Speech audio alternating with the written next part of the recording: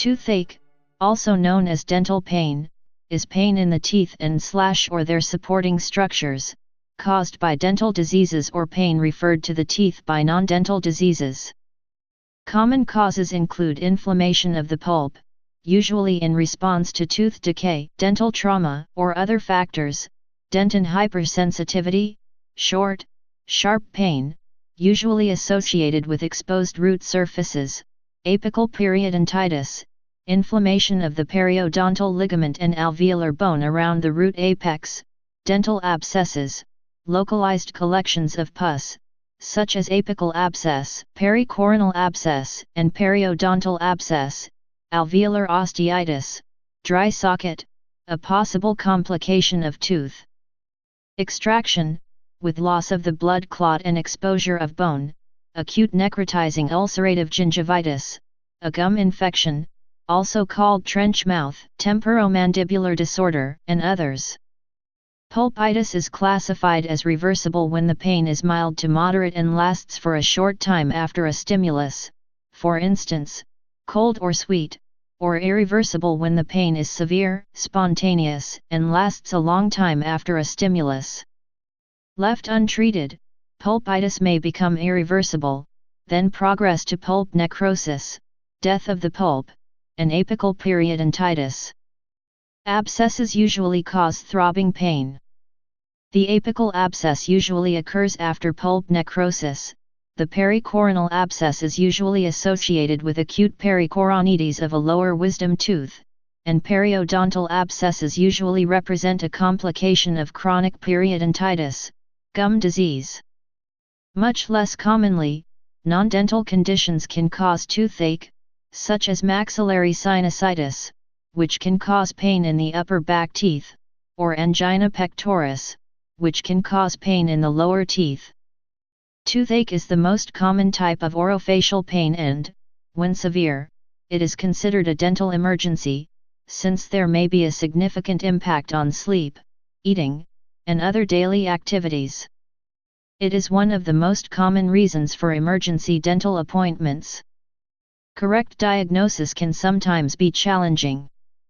The treatment of a toothache depends upon the exact cause, and may involve a filling, root canal treatment, extraction, drainage of pus, or other remedial action.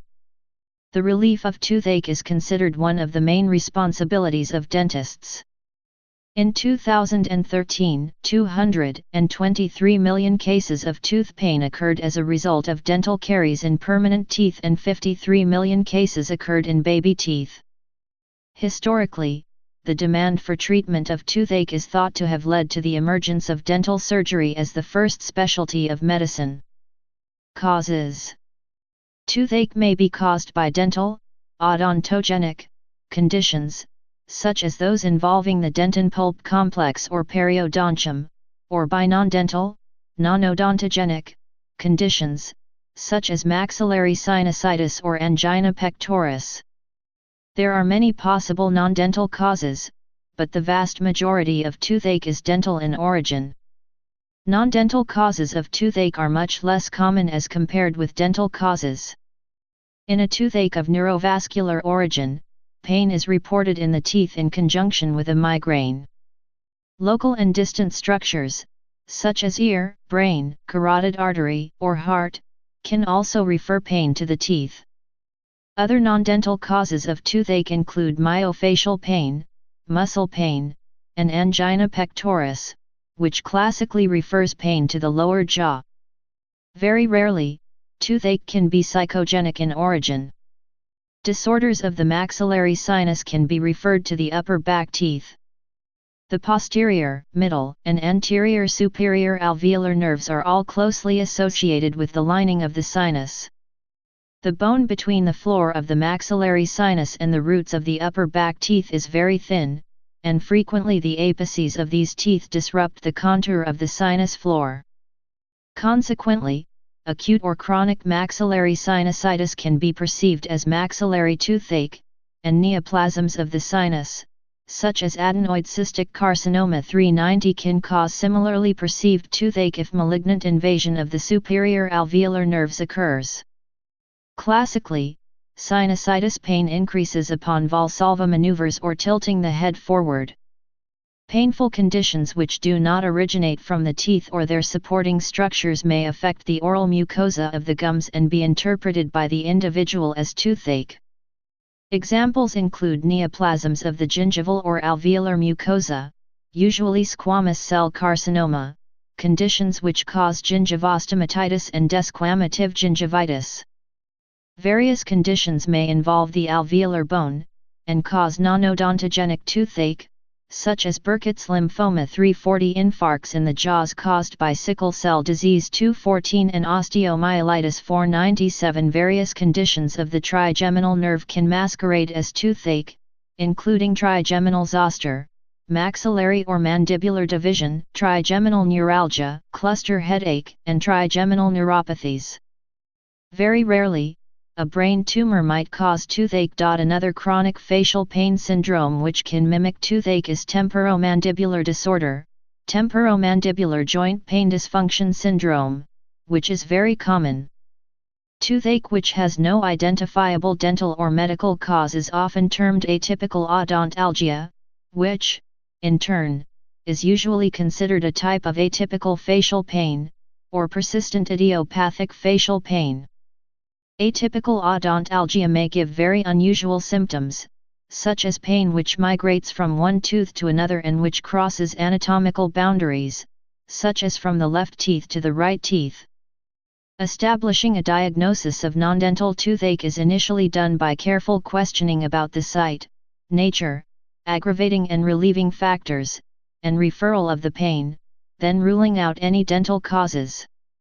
There are no specific treatments for non-dental pain. Each treatment is directed at the cause of the pain, rather than the toothache itself, but a dentist can assist in offering potential sources of the pain and direct the patient to appropriate care. The most critical non-dental source is the radiation of angina pectoris into the lower teeth and the potential need for urgent cardiac care. Pathophysiology. Both the pulp and periodontal ligament have nociceptors, pain receptors, but the pulp lacks proprioceptors, motion or position receptors, and mechanoreceptors, mechanical pressure receptors. Consequently, pain originating from the dentin pulp complex tends to be poorly localized, whereas pain from the periodontal ligament will typically be well localized, although not always. For instance, the periodontal ligament can detect the pressure exerted when biting on something smaller than a grain of sand, 10 to 30 m.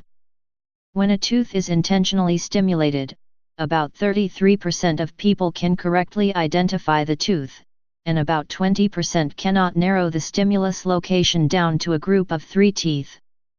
Another typical difference between pulpal and periodontal pain is that the latter is not usually made worse by thermal stimuli. Dental. Pulpal. The majority of pulpal toothache falls into one of the following types. However, other rare causes, which do not always fit neatly into these categories, include galvanic pain and periodontalgia. Pulpitis.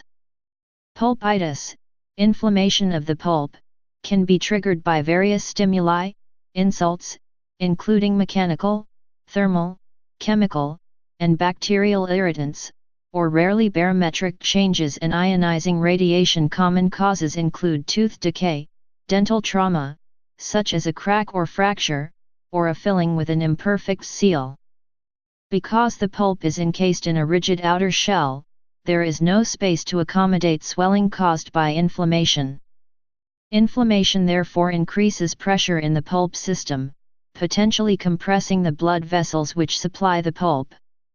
This may lead to ischemia, lack of oxygen, and necrosis, tissue death. Pulpitis is termed reversible when the inflamed pulp is capable of returning to a state of health, and irreversible when pulp necrosis is inevitable. Reversible pulpitis is characterized by short-lasting pain triggered by cold and sometimes heat. The symptoms of reversible pulpitis may disappear, either because the noxious stimulus is removed, such as when dental decay is removed and a filling placed, or because new layers of dentin, tertiary dentin, have been produced inside the pulp chamber, insulating against the stimulus. Irreversible pulpitis causes spontaneous or lingering pain in response to cold, which is triggered by cold, such as liquids or air, sweet or spicy foods, and beverages. Teeth will normally have some sensation to these triggers, but what separates hypersensitivity from regular tooth sensation is the intensity of the pain.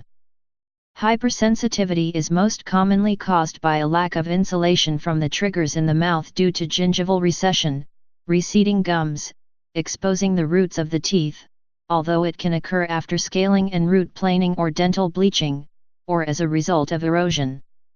The pulp of the tooth remains normal and healthy in dentin hypersensitivity. Many topical treatments for dentin hypersensitivity are available, including desensitizing toothpastes and protective varnishes that coat the exposed dentin surface.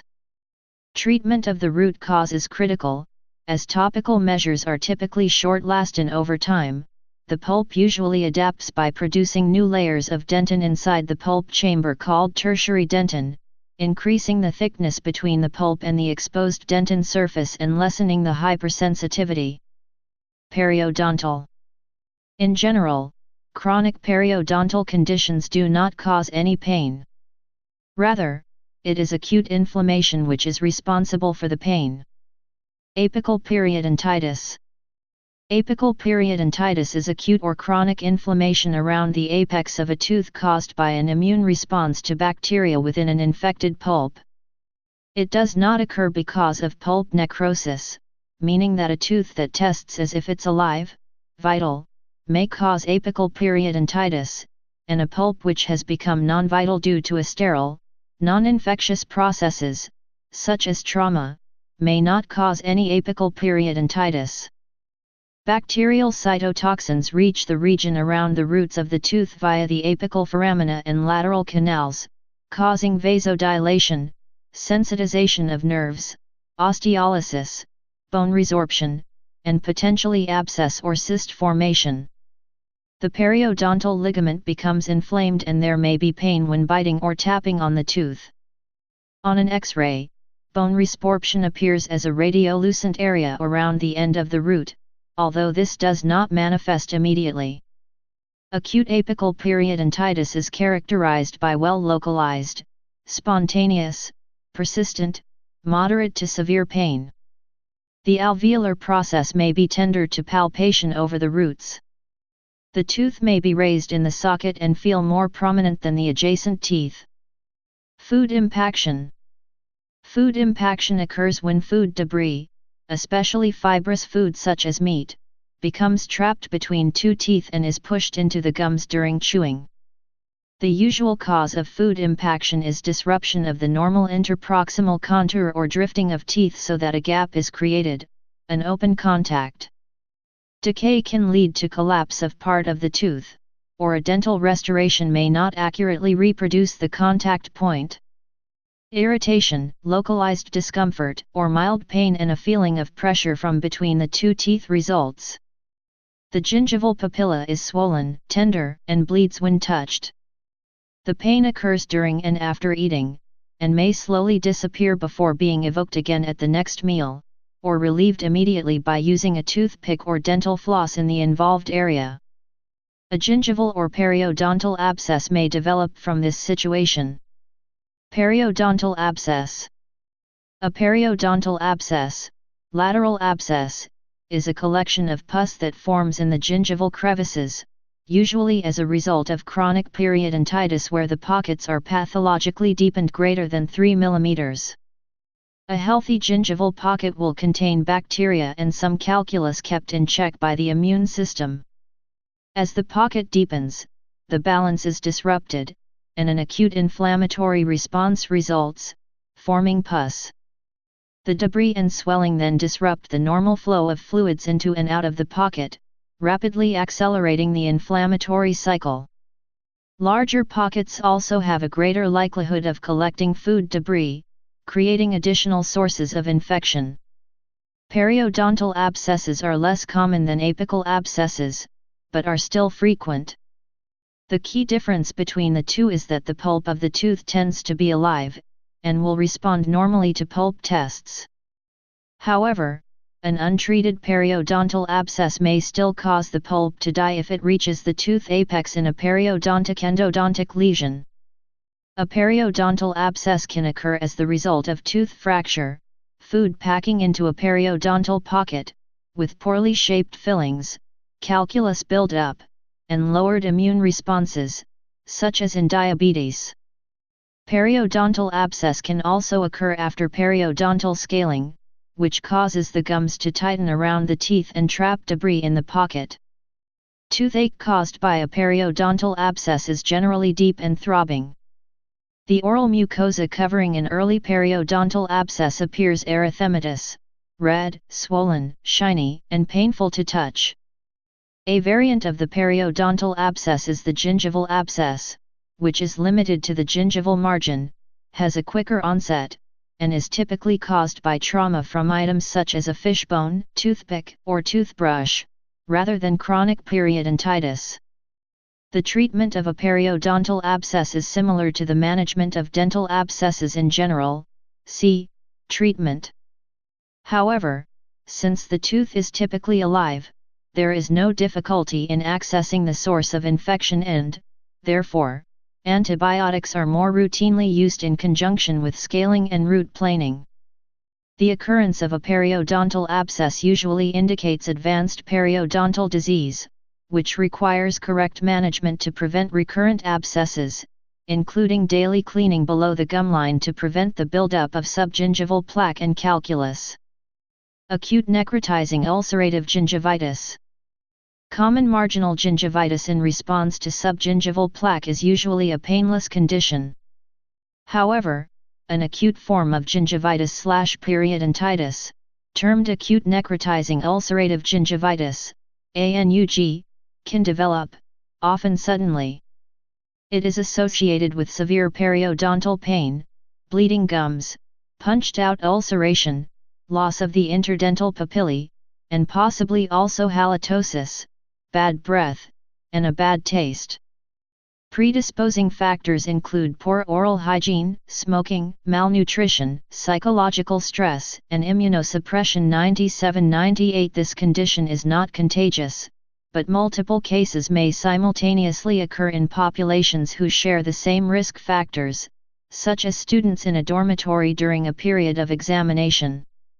ANUG is treated over several visits, first with debridement of the necrotic gingiva, home care with hydrogen peroxide mouthwash, analgesics and, when the pain has subsided sufficiently, cleaning below the gum line, both professionally and at home. Antibiotics are not indicated in ANUG management unless there is underlying systemic disease. Pericoronites. Pericoronites is inflammation of the soft tissues surrounding the crown of a partially erupted tooth. The lower wisdom tooth is the last tooth to erupt into the mouth, and is, therefore, more frequently impacted, or stuck, against the other teeth. This leaves the tooth partially erupted into the mouth, and there frequently is a flap of gum, an operculum, overlying the tooth. Bacteria and food debris accumulate beneath the operculum, which is an area that is difficult to keep clean because it is hidden and far back in the mouth. The opposing upper wisdom tooth also tends to have sharp cusps and over-erupt because it has no opposing tooth to bite into, and instead traumatizes the operculum further. Periodontitis and dental caries may develop on either the third or second molars, and chronic inflammation develops in the soft tissues. Chronic pericoronites may not cause any pain, but an acute pericoronites episode is often associated with pericoronal abscess formation. Typical signs and symptoms of a pericoronal abscess include severe, throbbing pain, which may radiate to adjacent areas in the head and neck, redness, swelling and tenderness of the gum over the tooth. There may be trismus, difficulty opening the mouth, facial swelling, and rubor, flushing, of the cheek that overlies the angle of the jaw. 122 persons typically develop pericoronites in their late teens and early 20s, as this is the age that the wisdom teeth are erupting. Treatment for acute conditions includes cleaning the area under the operculum with an antiseptic solution, painkillers, and antibiotics if indicated. After the acute episode has been controlled, the definitive treatment is usually by tooth extraction or, less commonly, the soft tissue is removed, operculectomy.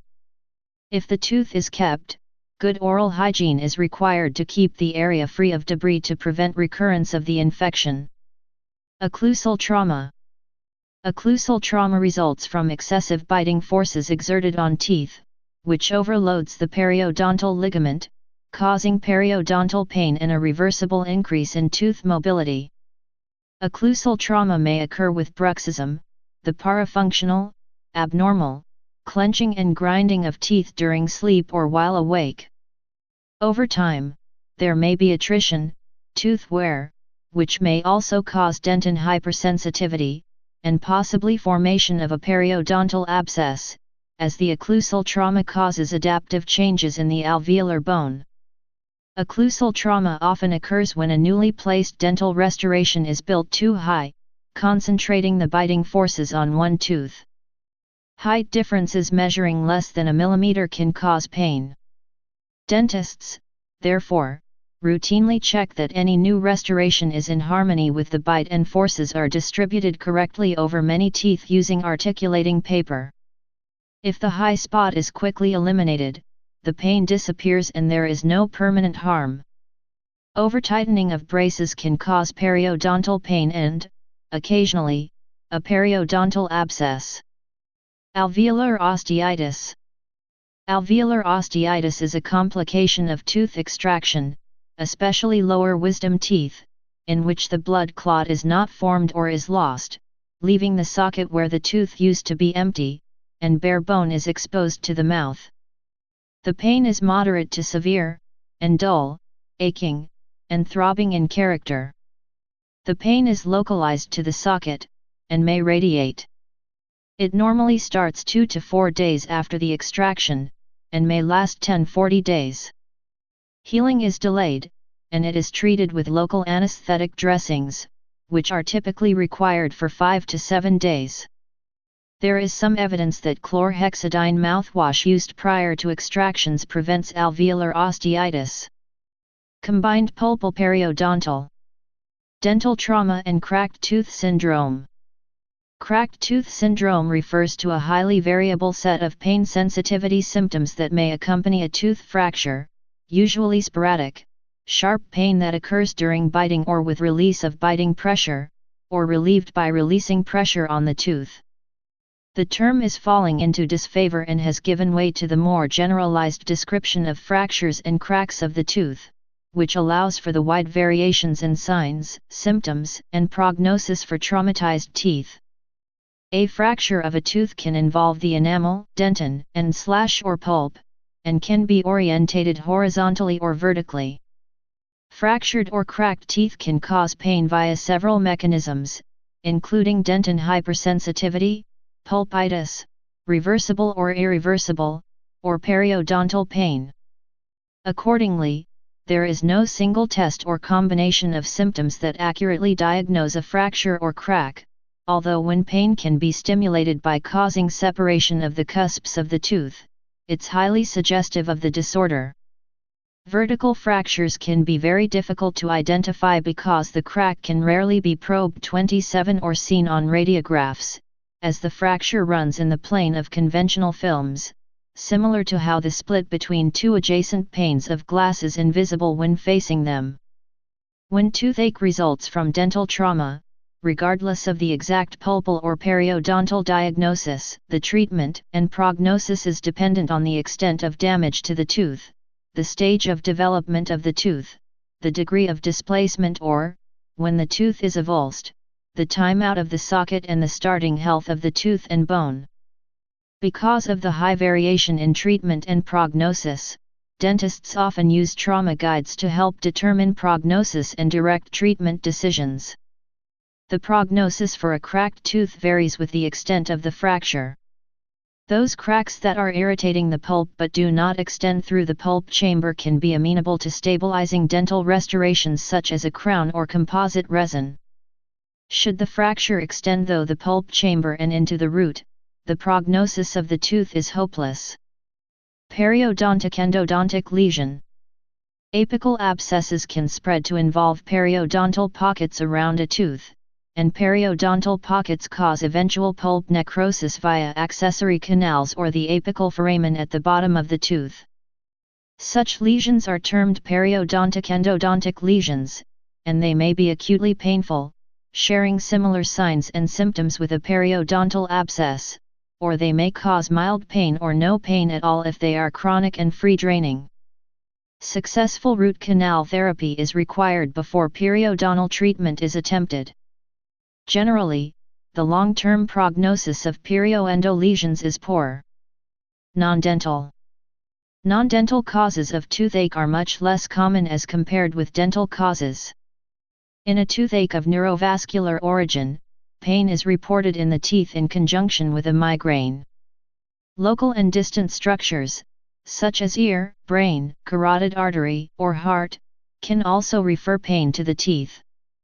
Other non-dental causes of toothache include myofascial pain, muscle pain, and angina pectoris, which classically refers pain to the lower jaw. Very rarely, toothache can be psychogenic in origin.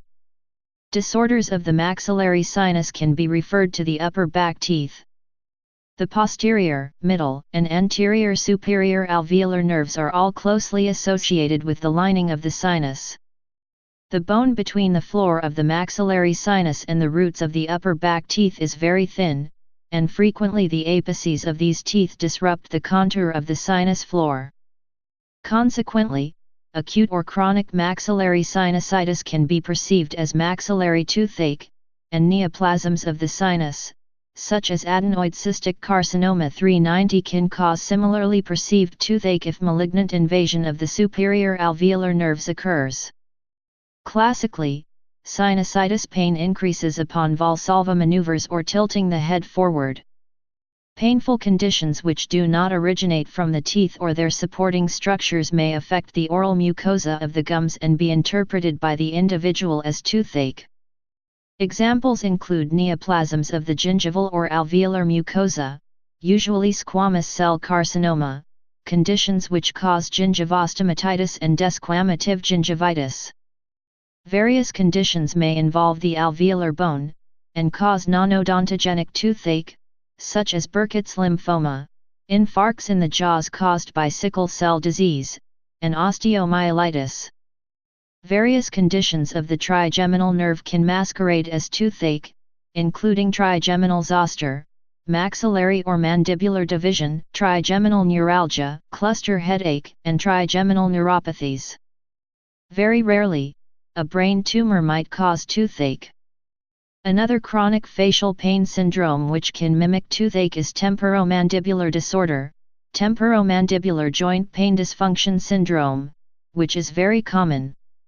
Toothache which has no identifiable dental or medical cause is often termed atypical odontalgia, which, in turn, is usually considered a type of atypical facial pain, or persistent idiopathic facial pain.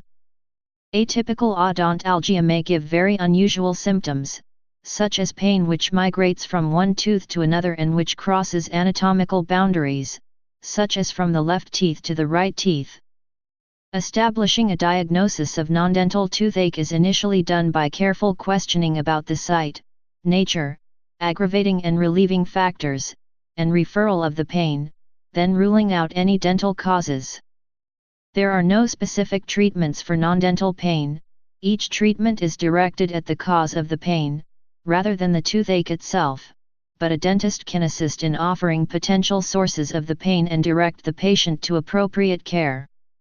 The most critical non-dental source is the radiation of angina pectoris into the lower teeth and the potential need for urgent cardiac care. Pathophysiology.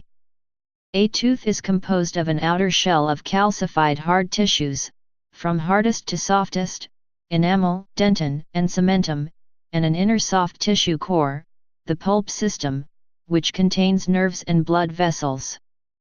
The visible parts of the teeth in the mouth, the crowns, covered by enamel, are anchored into the bone by the roots, covered by cementum. Underneath the cementum and enamel layers, dentin forms the bulk of the tooth and surrounds the pulp system. The part of the pulp inside the crown is the pulp chamber, and the central soft tissue nutrient canals within each root are root canals, exiting through one or more holes at the root end, apical foramen/foramina. The periodontal ligament connects the roots to the bony socket. The gingiva covers the alveolar processes, the tooth-bearing arches of the jaws. Enamel is not a vital tissue, as it lacks blood vessels, nerves, and living cells. Consequently, pathologic processes involving only enamel, such as shallow cavities or cracks, tend to be painless. Dentin contains many microscopic tubes containing fluid and the processes of odontoblast cells, which communicate with the pulp. Mechanical, osmotic, or other stimuli cause movement of this fluid, triggering nerves in the pulp, the hydrodynamic theory of pulp sensitivity. Due to the close relationship between dentin and pulp, they are frequently considered together as the dentin-pulp complex. The teeth and gums exhibit normal sensations in health. Such sensations are generally sharp, lasting as long as the stimulus. There is a continuous spectrum from physiologic sensation to pain in disease. Pain is an unpleasant sensation caused by intense or damaging events. In a toothache, nerves are stimulated by either exogenous sources, for instance, bacterial toxins, metabolic byproducts, chemicals, or trauma, or endogenous factors, such as inflammatory mediators. The pain pathway is mostly transmitted via myelinated A delta, sharp or stabbing pain, and unmyelinated C nerve fibers, slow, dull, aching, or burning pain, of the trigeminal nerve, which supplies sensation to the teeth and gums via many divisions and branches. Initially, pain is felt while noxious stimuli are applied, such as cold. Continued exposure decreases firing thresholds of the nerves, allowing normally non-painful stimuli to trigger pain, allodynia. Should the insult continue, noxious stimuli produce larger discharges in the nerve, perceived as more intense pain. Spontaneous pain may occur if the firing threshold is decreased so it can fire without stimulus, hyperalgesia. The physical component of pain is processed in the medullary spinal cord and perceived in the frontal cortex. Because pain perception involves overlapping sensory systems and an emotional component, individual responses to identical stimuli are variable. Diagnosis. The diagnosis of toothache can be challenging, not only because the list of potential causes is extensive, but also because dental pain may be extremely variable, and pain can be referred to and from the teeth. Dental pain can simulate virtually any facial pain syndrome.